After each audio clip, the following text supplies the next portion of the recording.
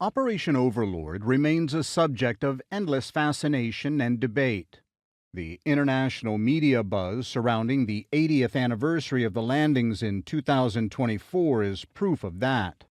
When and how the Second Front was launched, how the campaign ashore unfolded, and who won it mattered a great deal then, and they still do. Failure in Normandy in the summer of 1944 would have changed not just the course of the war, but world history too. The success of Overlord not only ensured the defeat of Nazi Germany, but it also prevented the Russians from driving deep into Western Europe and the Allies from using atomic weapons in Europe. In the process, Overlord marked the arrival of America as the global hegemon and the concurrent demise of Great Britain and her empire in that role. Small wonder, then, why participants and historians have been arguing over the course and conduct of the campaign since 6 June 1944. Second Front began as an effort to explain how our understanding of Operation Overlord and the Normandy campaign was shaped by contemporary factors.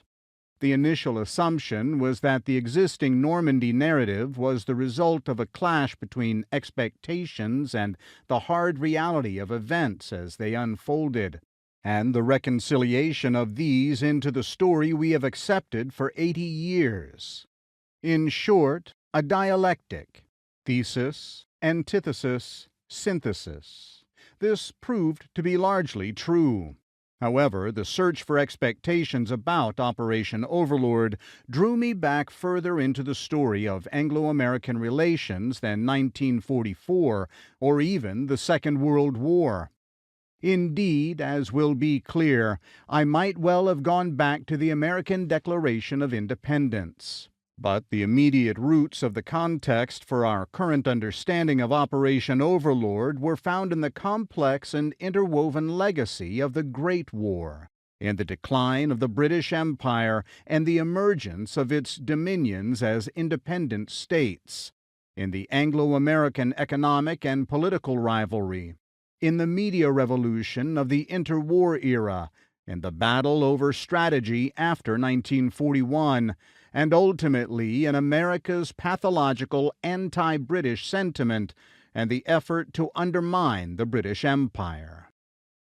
The decisive battles that ended the Great War in 1918 profoundly shaped contemporary expectations in the summer of 1944. Indeed, many senior politicians and military officers were veterans of that earlier campaign. By 1918, America had amassed an army of 1 million men in France, enough to launch one of several major Allied offensives that led to German capitulation in November. For many Americans, the simple logic of the sequence of events that year was irrefutable.